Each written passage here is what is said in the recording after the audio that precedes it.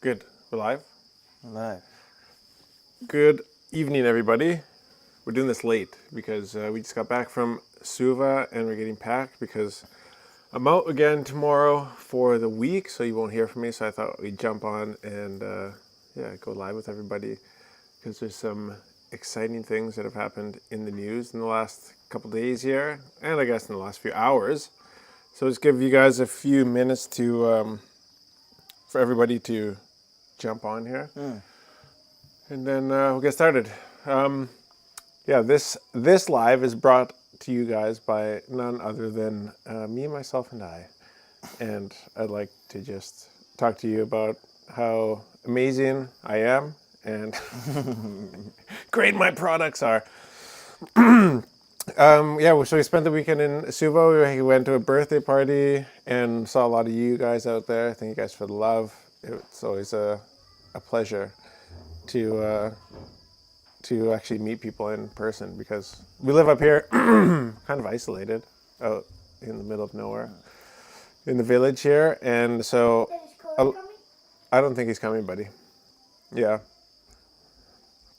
And here we post, and we're trying to build our brand. We want you guys to be inspired to make a big change. If you want to do that with your family and see that, if we can do it, then you guys can do it. Like we're nothing special. We just have a dream and we have goals, and we thought that the best way to grow our business is to tell our story in this day and age. And so there's a lot of people who,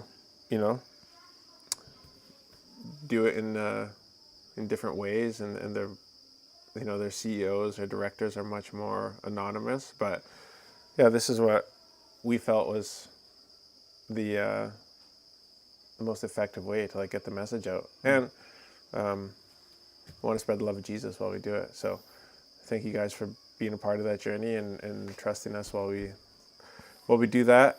And I think the future will see us a lot more in Suva, and as we grow the coffee shop business, it probably won't be expanding under the Fresh Tea and Coffee brand. We'll probably revert back to some form of integrating the Waka brand into it, and so we're excited to be moving in that direction. Although, I gotta say, I don't know if I'm excited about moving in that direction. I'm not excited about necessarily the move to the city. I don't know if the city is the place that I want to be, but you don't always want to be in the place where you need to be either. And so I think God has a time and a place for us here. And I think our house build will be commencing soon, and that won't actually be in the village. It'll probably just be outside on one of our leases. So just to give the family some space, because I think that's what's going to be best for us moving forward. So we've done a few years here in the village, and when I say we're not going to be in the village, it's literally a 10-minute walk down the road. So it's not very far, like a kilometer, not even. So the city though is I don't know, I kind of got a bit claustrophobic while I was there. Also, we rent a very, very small place. Actually, if you guys are interested, it's called the White House Apartments in Suva. I was going to make a piece of content there, but then I was like, you know what? If I make too much content, then I was just going to up the prices, and then it's just going to be expensive. Right. But I don't know. It's actually pretty legit. It's on Cunningham stage, I don't know, 4 or something? 4. Stage 4. So it's not like a upscale part of town, but it's a fine part of town. I don't know. There's decent homes and not so decent homes on the street, like any city. But the rooms, and so it's just a big house that's split in. It's a two-level house that's split into a bunch of individual rooms, and so you get a kitchen and a dining table and all the stuff you need to make meals, and a bathroom, and this and they have a washing machine, hot shower, and a bed, and they're 50 Fijian a night. So they really help with the cost of the traveling to Suva. So we don't go above and beyond for just normal trips. Like sometimes, like if me and Stephanie and the kids, or me and Stephanie just want to get away for something nice, then yeah, we'll spend a bit more money. But like these are just fine. They're clean. They're like on-site management. The manager lives on site, just in the back, and so like if any I think I had like the shower hot water going and like a electric frying pan going, and I blew the breaker last night, and I just like went back and he just turned the breaker back on, like took care of things. So it's legit. So if you guys need somewhere that's Shane from Savea. Shane Middenway. Middenway. Hey Shane, what's up? I'm still thinking about your coconut pressing thing. So if you guys need somebody who's like a good at engineering, like Shane is like, I don't think I've actually told you this, Shane, to your face. I think I talked to my father-in-law about this as we drove away from your place last time, because Shane actually fixed a little boat that I was borrowing from a friend while my in-laws were here. Amazing person, and does really great work. Seems to be a man of integrity. And as I was driving away, like, cause if you meet Shane, like he's got like, it's like he's one of those guys, like if he has a job that needs to be done, like he can think of like some tool and he can just weld it up to make it. So like he has this like machine that like you can press like 10, 15 coconuts at a time, and the coconut shavings are like, they're like dry like sandpaper, or like sawdust after. But it's just like a pot with a bunch, or like it's like a stainless steel tube with a bunch of holes in it, and then he's like put like a car jack underneath it, so you just like jack this thing up and it just like squishes this piston into this pot, and it just slowly like presses this coconut cream, and it just all comes out. And it's just like when you squeeze it with your hands, you get tired, right? And you can't do that much. And like he had such a good point. He's like, if you're trying to like make coconut oil or coconut milk in big batches, like it's tiring, and like then you start sweating, and you get like people sweat in the lolo, and like if you're making oil, it's not that big of a deal. But if you're consuming it, I was like, and you don't know people wash their hands. I'm like, oh, it's so true actually. And so his is all like stainless steel and like clean. It's just real simple. Like it's just a car jack. Yeah. It's like a 5-ton car jack, and it just like pours out. Yeah. It's so sick. Yeah. So if you guys need like a commercial sized coconut like scraping press machine, you guys should get in touch with Shane Middenway. He makes them. Yeah. Also any like aluminum welding or any kind of ducting or like stainless steel stuff, he does it. He's really good at it. So he's based in Savea. He does a lot of work with the hotels and stuff like that, restaurants, whatnot. So thank you, Shane. Nice to see you. I was like, wow, you're advertising my business. Thanks, bro. Yeah. No, I appreciate it. Yeah, it's all good. I think, yeah, he's one of the familiar faces in Savea. Yeah. The guy with the glasses, eh? Yeah, right. Yeah. So, I don't actually know if I got to punchline of the story, but like as me and my father-in-law were driving away, we were like, dude, he's like the Fijian version of a mad scientist. Yeah, like he's got like mad scientist vibes. He's like, guys, like you gotta check this out. I made this thing. Yeah, all these ideas, and he's like actually making them. It's like he's got the glasses and everything, and like he wears like a welding coat, like it's like a long sleeve with it's almost like a lab coat. Yeah. But it's like the welding mad scientist vibe that you get when you meet Shane. I have this face from the cartoon, the mad scientist. Sure, I'm gonna look from like Pinky and the Brain or something like that. Or what? I don't know if it's Pinky and the Brain. Don't But Shane is like, he's that guy. Like, that guy. Yeah. And that's the guy you want like making your stuff, because like he's got the ideas, and he had version 1 at his house of that coconut press machine, and then he's like, but I've like improved it, and I'm like making it better, and I'm gonna do this different next time. And I'm like, dude. Yeah. It's legit. He just lives down by who's the gentleman? Walter Gerard? Oh yeah. Yeah, like on that same Nukumbalahu road. Yeah, Nukumbalahu. Yeah. Oh, okay, maybe I saw him from there then. Yeah, because I think where Walter used to live is close to there. Yeah. So, thank you, Shane. And thank you to everybody for joining in on this random live. But, as Tui looks for the mad scientist cartoon, because there is an image I also have in my mind, and it might be the same thing. Big news tonight for us who love American politics and rugby is that Ardie Savea What's the big news tonight is that Ardie Savea signed with Moana Pacifica. So for those of you guys who love Pacific rugby and all the Usos and all of our Pacific brothers who play all over the world and make us all proud, this is probably one of the biggest signings in Super Rugby, most controversial, not because it's like not good or because it's like negative in some way, but because it's actually amazing and nobody I think saw it coming. And so for those of you guys who don't know, Ardie Savea, captain or former captain of the New Zealand All Blacks, had a great game last weekend against Fiji. We can also talk about that. He was, he's played for the Hurricanes in Super Rugby forever. He played the last season in Japan. Can't remember for who they were red. But anyways, like one of the best players in the world right now, for sure. Like top, I think people probably put him top 10, top 15. And he's signed with Moana Pacifica. And so he's kind of like going home, even though they're based in New Zealand. So he'll still be able to like be based out of home. But we should almost show. I know people can't see it, but I should show everybody the release video because it's so sick that he posted on Instagram. It was almost like, and Tui said it really well. It's almost like when an NFL player changes or gets signed to a new team. Yeah. It's kind of like one of those promos.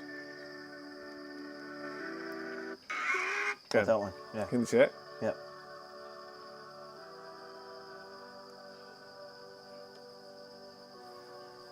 So sick.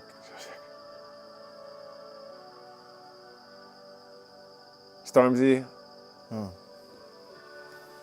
If you guys are wondering about the song.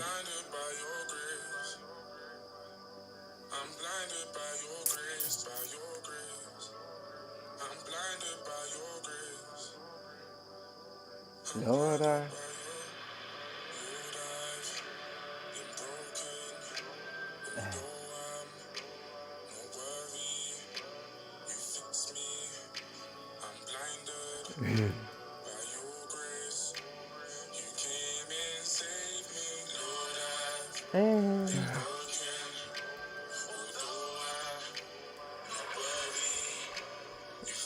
Yes.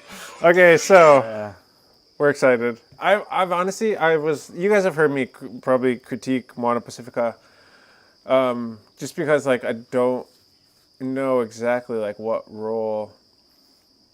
And this is probably just me. I'm an idiot, and so I just don't know what role they play in Super Rugby as far as like a fan base, because like majority of Samoans, I think maybe Tongans as well, actually reside in New Zealand.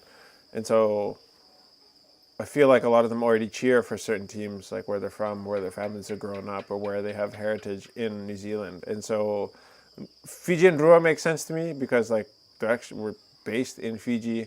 It's all Fijian players, except for that one random white dude that was on the team the first year. Oh yeah. That never came back. I don't know. Yeah. He was like a realtor or something like that. Both like with a Fijian and Fijian. Yeah, there's still a girl playing for Fijian. Fijian Drua. Yeah. And so I feel like Fiji and Drua have a really good base to call home, and a really good selection pool to choose from. I just always wondered like what purpose does Moana Pacifica serve, and I just thought that they wouldn't last that long because I don't really know what market they serve. I don't know if that's clear to all of us as fans of rugby and of Super Rugby. Like I've always been a Crusaders fan just because I think that's who my dad cheered for, and so I've just always cheered for the Crusaders. And so when Drua came on board 3 years ago, I was like, okay, well, I'm cheering for the Drua now. That's my new favorite team. Second favorite team is the Crusaders. But when they added the Moana Pacifica, I think it was in the same year as the Drua, I was like, who's now cheering for Moana Pacifica that's not going to cheer for their old team? But I mean, that's easy for me to say as a Fijian and not a Tongan or Samoan. So I could be totally off on this. I was just like, I don't know. I just kind of lost all my energy when I like watched their highlights, and because I'm like, I don't really know. Follow them, eh? Yeah, I guess I just don't follow them. Yeah. Yeah. But you guys can probably correct me and roast me in the comments. But I think signing a guy like Ardie Savea is just going to totally change It's the gonna game for pull that. in new fans. Yeah, I mean, when you have a guy with like almost 500,000 Instagram followers going to a team with like 80,000 or 90,000 Instagram followers, it's like, that's going to help you out. Yeah. And so I think I might have even followed Mono Pacifica now on Instagram. And not that that means you can kind of quantify your fan following with your social media now. I mean, that's what people are if they follow, is they're fans of what you do. And so now I'm like, okay, when I would be, cheering for another team when Moana Pacifica is playing, I'm like, okay, just because Ardie could play for any team in the world, like as a loose forward, he could play for any team in the world and be paid ridiculous amounts of money. And I don't know, he might have a crazy contract that like, but I don't know if there's a salary cap. Is there a salary cap in Super? Just can you Google that? Is there a salary cap in Super Rugby? Like, is there a maximum amount that people can pay players? I think there is a salary cap. But for him to be able, he could have chosen any premiership team, and obviously he's playing in Japan, probably making wicked money over there. He could have picked any team in New Zealand. And then to go play for Moana Pacifica, I think it really, and my dad texted this to me today, he's like, yeah, I think it shows like his heart for rugby and for his home, like his roots. And that really, is there? Yeah. What's the salary cap in Super Rugby? I'll just read this out. Okay. The Super Rugby club salary cap is still at the pre-pandemic level of 5.5 million. Per season? And clubs are obliged to spend at least 90% Of on the CBA. But Rugby Australia's annual funding was cut to 3.9 million in a soft commercial market. Okay. Spider. Oh, spider! Get out of here. I hate spiders. Okay, so maybe it's a $5.5 million contract a season. I don't know. But yeah, I just think it shows like Ardie Savea's heart for rugby, for grassroots rugby, for his roots, and that really connects with me. So for each player, eh? Yeah. So it's a range minimum from 75,000 to a maximum of 200,000. Okay, so they have a maximum salary cap of 200,000. 200,000. They can spend 5.5 million per season on their whole roster. So, what is it, 33 players or something like that, which is not much. And so, yeah, I mean, that's why I'd be fans. If my kids want to play rugby, that's awesome. Actually, I really hope they do. I just don't know.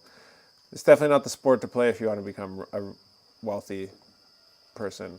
In respect to soccer and football and baseball and stuff like that, I suppose. And when I say soccer, I mean football. And when I say football, I mean American football, like NFL.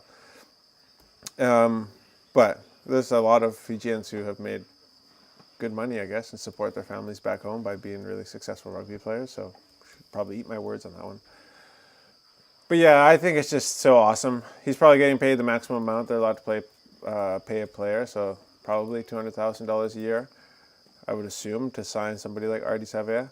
But I just think it shows his heart and his love for his roots, and that connects with me and our company, because that's why we're in Fiji, because we're coming back to our roots. And so, shout out to Ardie. If you guys would check out our story, I think I shared it last night. Just really, really neat. Made me proud to not even about being Fijian, but just about being a Pacific Islander. So, thank you. Thank you. Yes. Any questions? Just from Luke. What? Fried. Fried. Yeah. Doc from Back to the Future. Doc from Back to the Future. Look it up. Doc from Back to the Future. Okay, we're looking this up right now, Luke. Yeah.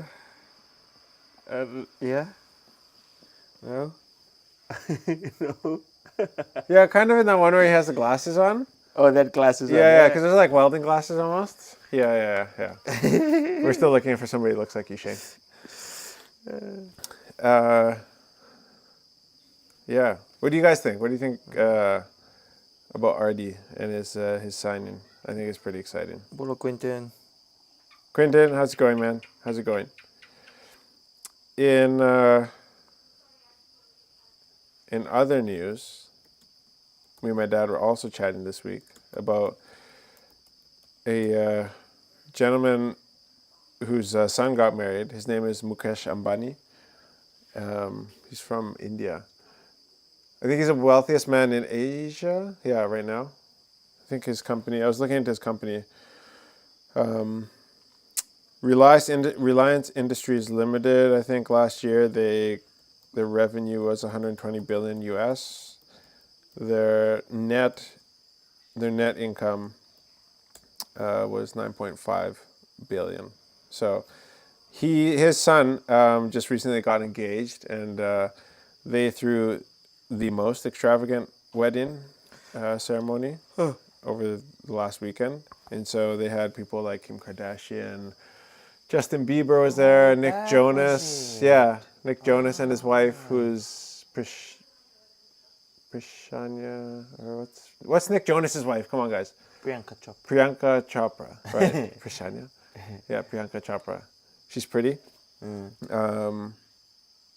And a bunch of crazy other celebs from I was Bollywood. wondering what was that? Yeah. So Justin Bieber, Rihanna, they all performed. I think Justin Bieber did a 10-minute set, and he got paid $10 million for his 10-minute set.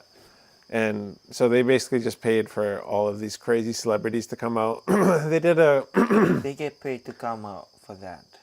Yeah. Like, he just invited all these people and paid them so that, like, there was all this attention. Just like, attention. Yeah. So my reason for bringing... What do you guys think? Do you guys think this was like...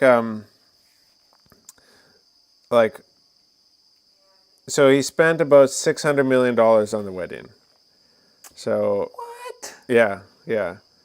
So, you guys think this is like a big waste of money, or does this make you angry when you hear of rich people spending money like this, or what? So, 600 million. So Mukesh Ambani. I'm just looking on my phone here, guys, trying to find out what he's worth. So his net worth right now is 123 billion. So if you had $123 in your pocket, it's like spending 60 cents. That's kind of like what. So him spending 600 million on a wedding is like you spending 60 cents if you had $123 in your wallet. So that kind of puts it in perspective. So he's at 123 billion? 123 billion. Yeah. So that's 600, what? 600? He spent 600 million. Is nothing. So that's just over $500 million, right? Yeah. And so if you have $123 in your pocket and you spend, or just think if you have $1,230 in your bank account, would you spend $60 on a birthday party or wedding? Yeah. Yeah.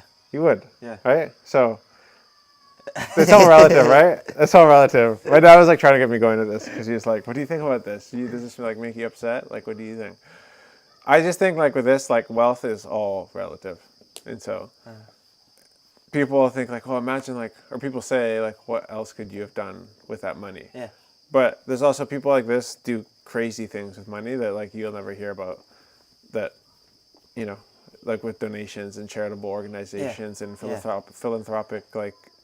A lot of people things that they're already a part of. Things, yeah, right? You have no idea. Don't know. You have no idea like what their What company, what they do, Yeah. as far as like charitable work goes. And so it's easy for us to sit back and be like 600 billion. It's like, yeah, well, when was the last time that you spent like more than you should have on a function, and like maybe like more than you even have. And so it's like it's very much so relative. Yeah, crazy. 600 million. But like, yeah. They did I think they took all their guests on like a cruise from like France France to Italy, I think, and they had like David Guetta What? and Pitbull and a bunch of people like perform on the In the cruise yacht? and stuff. Yeah, I don't know if they have a yacht. Oh, they obviously have a yacht, but I don't know if it's on their yacht or just they rented out a cruise liner or something like that. Yeah, crazy, hey? Dude. But imagine like all those guests, so celebrities. He'd actually pay them to just come. Yeah. So like Justin Bieber got $10 million for showing up.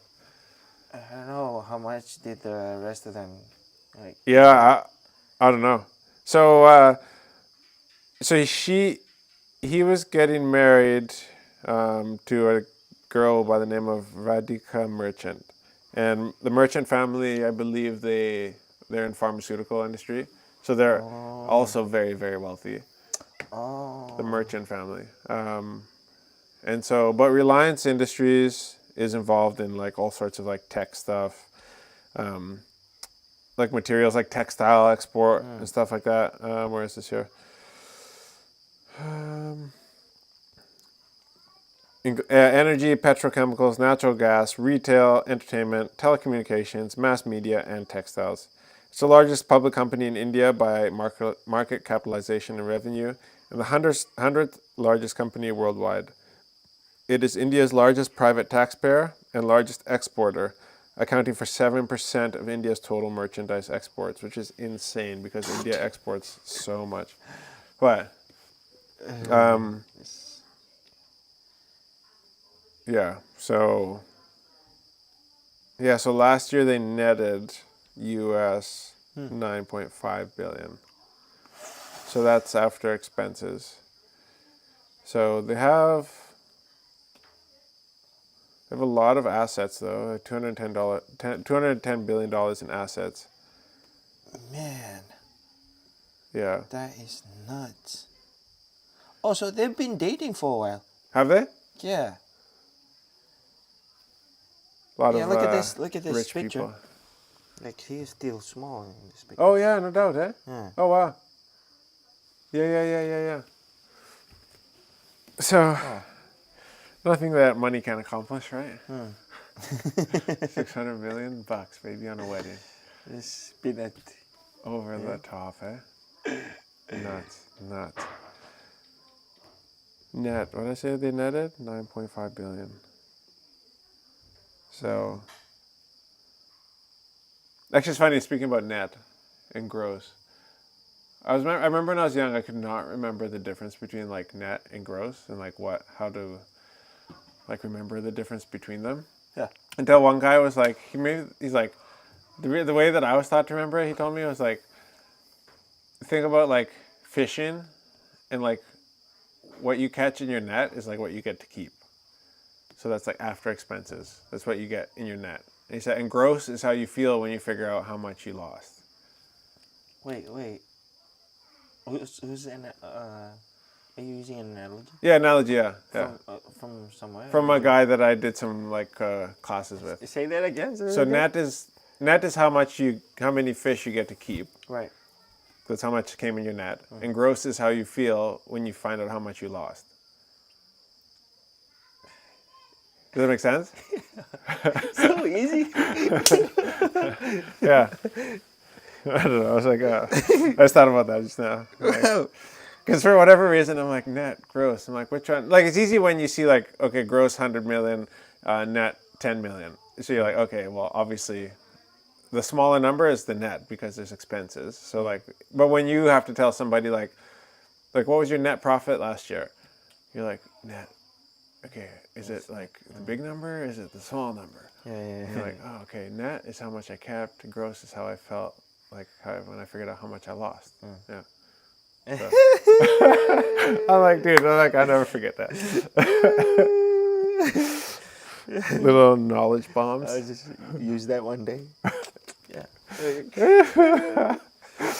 Everybody will know now. We should do a ham on that. Yeah. I'll put that on the note. Yeah, we can do this. We can do it in the yeah.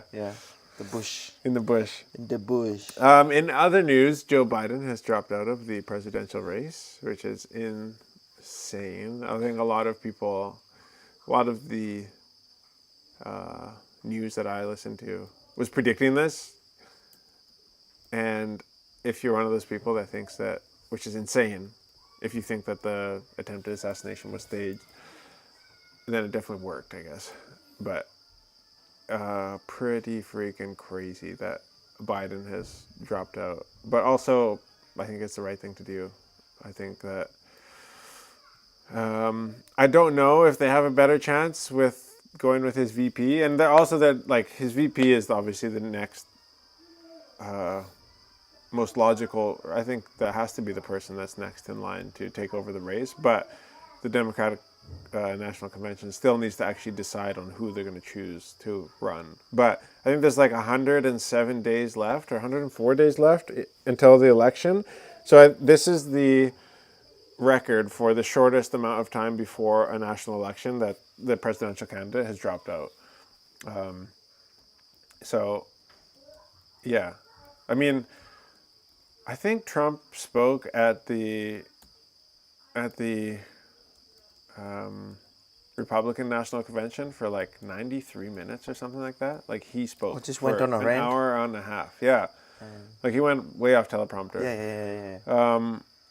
And so, yeah, I don't know if that was the best move. I think everybody was excited to hear what he had to say because it was the first time we saw him after the attempted assassination. But I thought, like, yeah, they played everything really well up until that point. So, like, when there was the debates, like, a few weeks ago, like, Biden just like, kind of destroyed himself in that whole thing.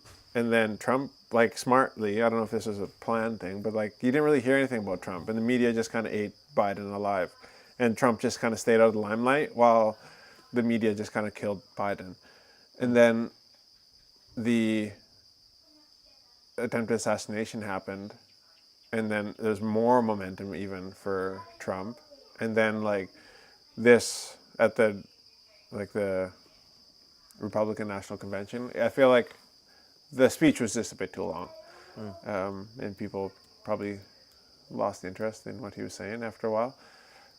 But and now like he dropped out, like I mean, it just seems like it could not be going better for people who are fans of Make America Great Again. But I only talk about this stuff because I find it hilarious because I'm not an American and I really have a tortoise in the race, so to speak. And so I don't really care about what happens. But I find it hilarious and interesting because America does control, you know, a lot of the world economy. They're the most powerful economy in the world. I know that their deal with Saudi Arabia just expired, the 50-year deal I think that they had, where Saudi Arabia used the American dollar as the currency for exchange for the oil industry.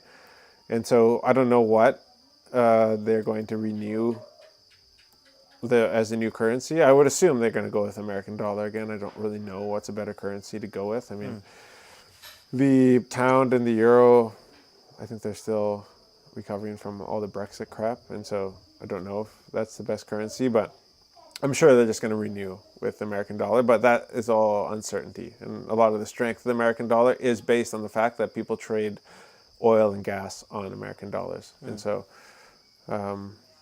yeah, insane.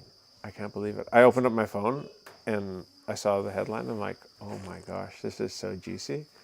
I was like listening to I was trying to listen to reports on both sides, like people who say that Biden is awesome and then people who say that Biden is not awesome.